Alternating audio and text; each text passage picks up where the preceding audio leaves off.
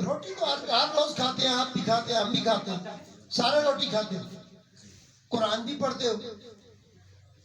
آج میں صرف ادھر اگر پورا کمرہ بھرا ہو نا تو میں اسے نماز سمجھ کے بیان کرتا ہوں کہ کلیہ نماز بھی پوری پڑھی جاتی ہے تو ہجوم میں بھی پوری پڑھی جاتی ہے، میں اس کو نماز سمجھتا ہوں۔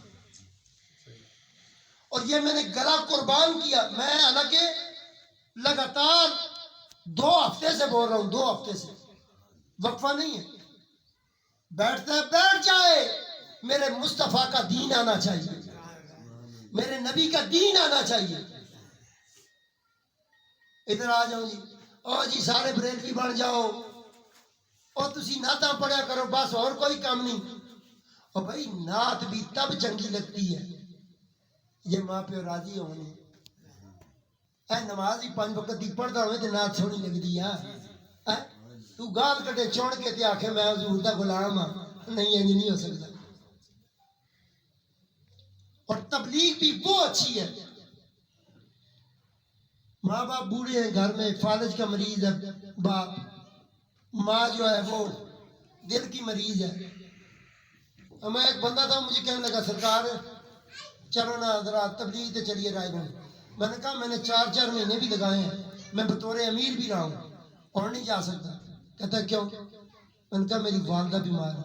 انہوں نے کہا سرکار میری والدہ فوت ہو گئی تھی، بیمار چھوڑ کے گیا ہوں ان کو، تو میں 1 سال کا چلہ لگا کے آیا۔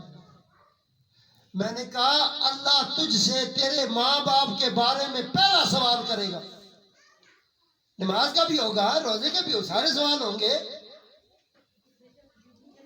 اللہ اور اس کے رسول کے بعد سب سے بڑا حق ماں باپ کا ہے۔ اپنے ماں باپ کو پیر سمجھو، پیروں سے زیادہ عزت دو اپنے ماں باپ کو، پیروں سے زیادہ۔